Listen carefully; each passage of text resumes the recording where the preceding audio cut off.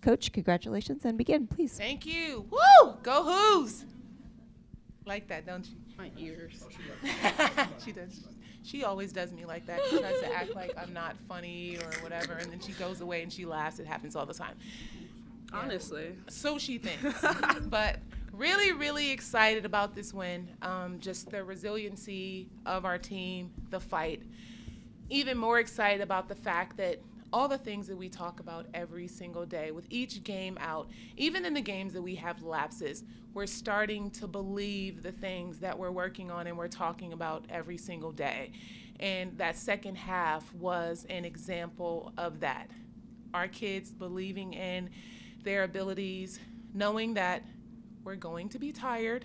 We talk about that every day too. We're going to be tired, but there is something else in them, and to push, to grab, to pick at that second gear, that extra breath that you have in order to get ourselves over the hump so that we can put ourselves in a position to win. And we did that. Really excited and happy, proud of them. Coach, obviously any win's a big win, but this was over a 13-2 team over your rival, potentially your first signature win here at UVA. How valuable can this win be for you guys going down the stretch?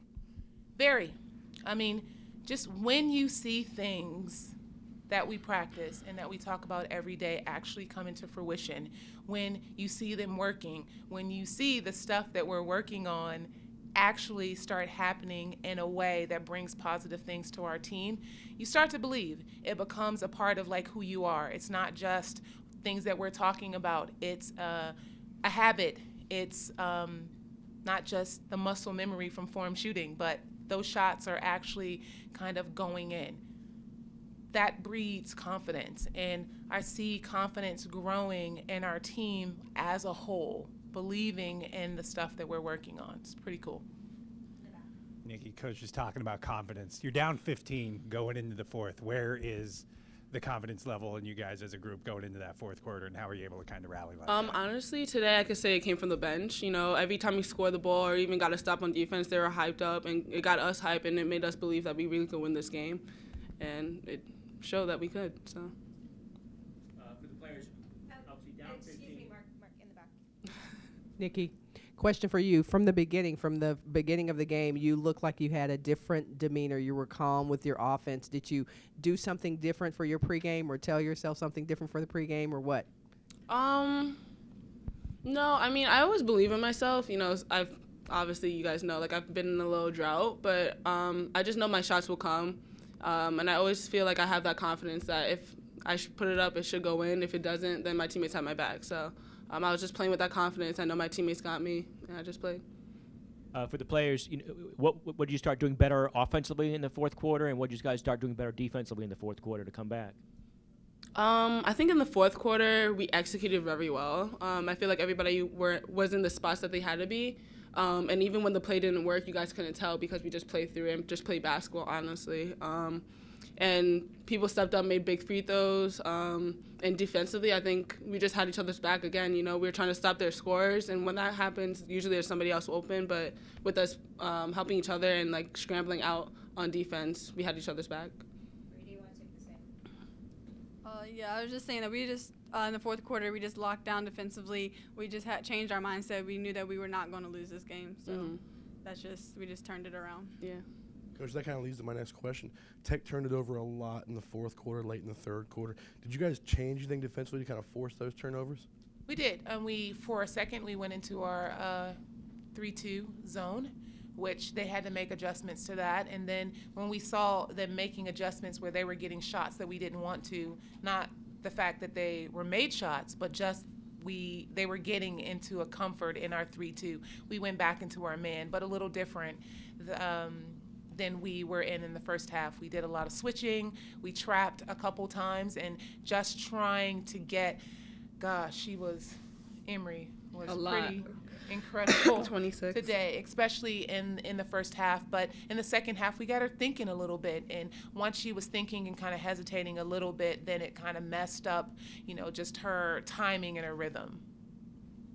Bree, back here, we're all talking about all the hard work you guys are putting in. How much does it help when you're putting in that hard work, when you have a result like this that shows that this hard work can pay off? I would just say that it builds more confidence because all the hard work, you're finally seeing it pay off. So you put more time in the gym and just the confidence, it just goes up. It just helps.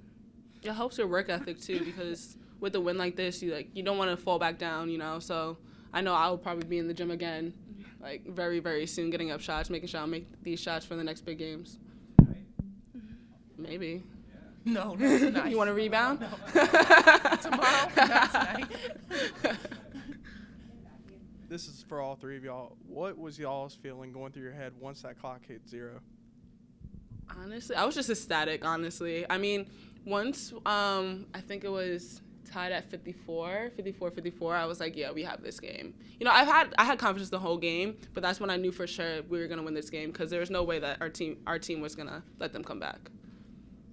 I was excited for these guys, and as a coach, you see the things happening that you talk about, and it's something that you could actually refer back to. In the beginning, the things that I was saying, we didn't have a place of reference, but when you actually see the work starting to lead to positive things, you can refer back to that. And then when you refer back to that and they can see it, they can see themselves like in those moments making it happen, you start believing. So I was proud, extremely proud. A little loud, excited, yeah. I clapped a lot, my hands are still red. Yeah. How important was this just from the standpoint of, to get that first ACC win, because your next 2 games, as you know, are against NC State and Louisville. I mean, if you had lost this one 0-3 in the ACC, it could easily be turned into 0-5 just because of who the next 2 opponents were. Oh, thanks for the positivity. We really appreciate it. Well, I mean, we don't go into any of our games thinking like that. I mean, if you go into a game thinking that you're going to lose, the result is probably that you're going to lose. So we watch film like it's a winnable game. We teach our kids and go over scout like it's a winnable game. And that mindset isn't going to change. I've never thought that way. I'm not going to pour that into our kids. So every game that we play in the ACC will be a tough game. We know that. But we're always going to put ourselves in a position to win. Yeah. I feel like there's no guaranteed wins in the ACC for any team. So, for all of you, how aware were you of the crowd? The crowd standing in the second quarter, and then when you tied, I mean, it was probably one of the loudest I've heard. Yeah. How did that help you? It's like a sense of comfort when you see the community really embrace how we're playing. It's like a home away from home, honestly, and it feels good to like make them proud, and just hearing them cheer for us is an awesome feeling. Yeah. So 2 questions. Coach, obviously as a player, you experienced rivalries. I'm sure as a coach at Texas, you experienced Texas-Oklahoma.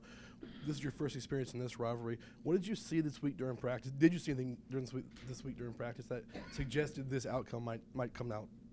We were very focused. But that kind of, it's been growing. But, I mean, anytime a rivalry game happens, I mean, people will say it's just another game. The reality is it is never just another game. Like, everything goes to another level, when you're in a rivalry game. I've experienced it, as a player and now as a coach, and the feeling, it doesn't change. You see a difference in everything. The crowd was different today. It was larger, it was bigger, it was louder because everyone is invested into the rivalry because there's such a sense of pride that goes with it. And we play with pride today. And Theo's back on the court. Where would you say she is health-wise? How close is she to 100%? Well, she is, I guess, 100% in theory, just as far as her insides all working and put back together. But, I mean, she's very out of shape, so it's definitely going to take some time to get her back to where she was in the beginning of the season. I mean, it was the best that I've seen her just from a conditioning perspective. She was able to play a lot more minutes than she had been in the past. So it's going to take some time, but I have no doubt that she'll get there. Any last questions?